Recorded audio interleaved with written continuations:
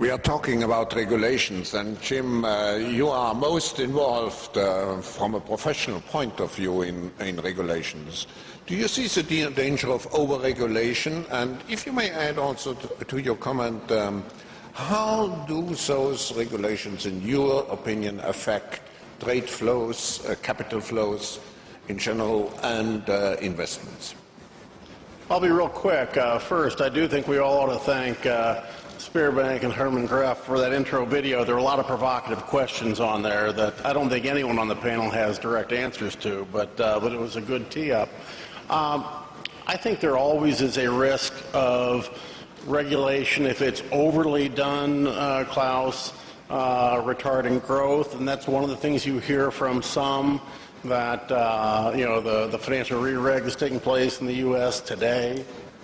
Some will say there will be less lending as a result of this, but I think while we're coming out of this crisis, there is still very much a crisis in confidence, and one of the best ways to get that confidence back is to have a level of regulation. I think many have talked about the importance of that regulation being consistent across the globe.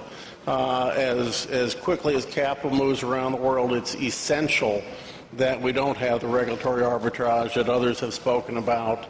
And so I think if we do have the loopholes that Mr. Lagarde talked about closing, if we don't get those closed, she's absolutely right, these loopholes will be filled.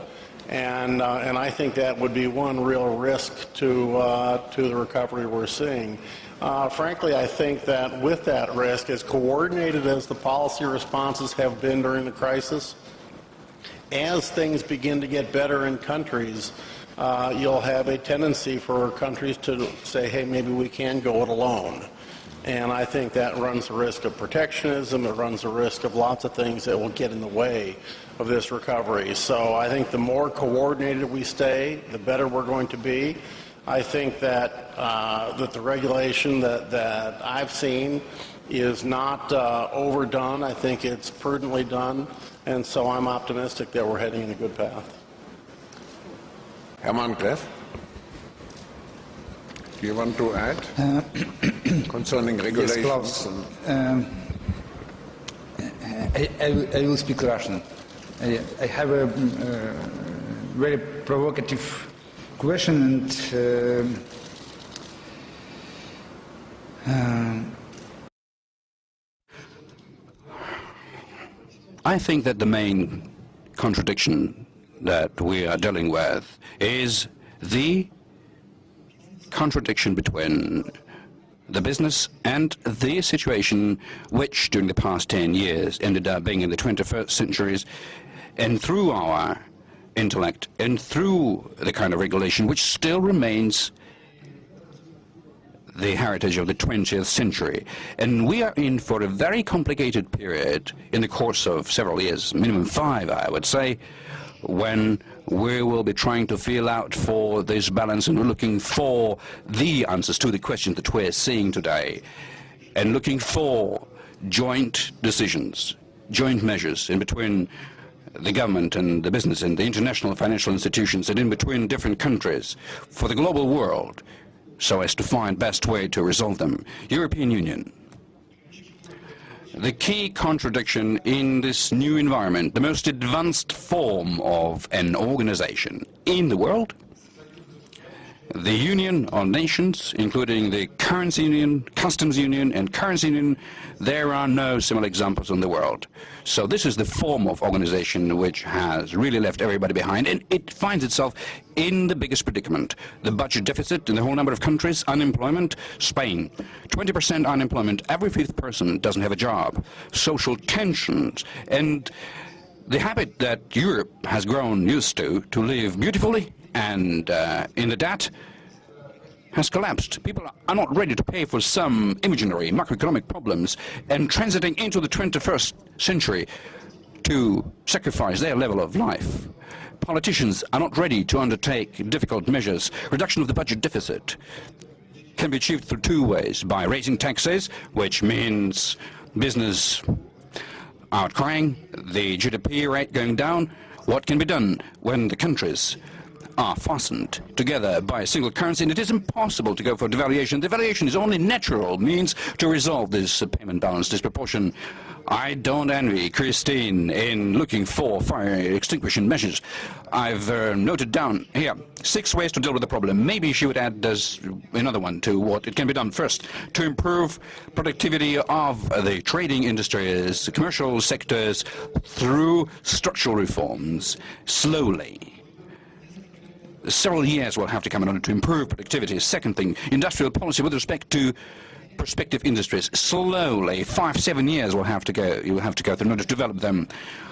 No answer to this question. Devaluation, traditional means, impossible. Within the European Union and the single currency union, impossible. Thirdly, fiscal devaluation, so-called, introducing import tariffs and subsidizing exports. Impossible. WTO plus, euro-free, trading zone. This instrument wouldn't work. Fifth, reducing national salaries and pensions. Impossible. Very difficult.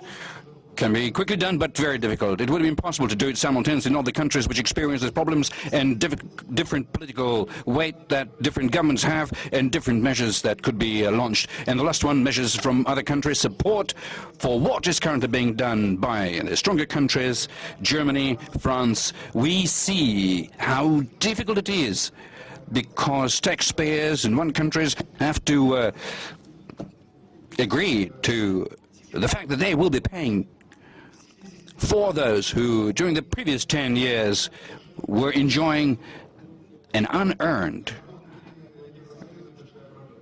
incremental salary. So big donor countries must develop their own internal consumption. We see that during the past 10 years, Germany has been doing exactly the reverse because its internal consumption has been going down. So against this kind of an environment, I would like to say that the governments do not have any magic wands to deal with these problems. They don't have too many instruments that they can use. A certain combination of all of this is going to be selected, politically acceptable, and we are in for a few very difficult years, and so we must agree with an idea that we will have to live inside a high volatility environment, instability of euro, and I am afraid that maybe very low growth rates or euro stagnations.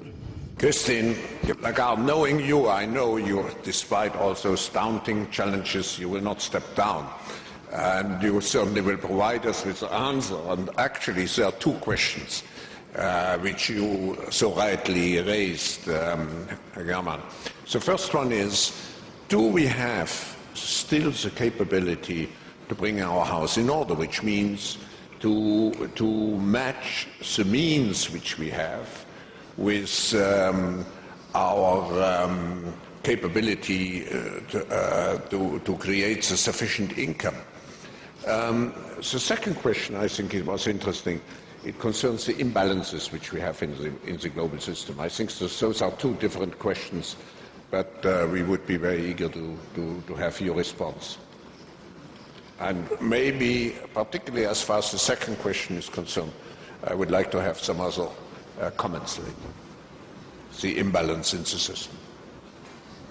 Well, Klaus, as you know me, no, I don't step down in front of challenges, but equally I don't have the magic stick.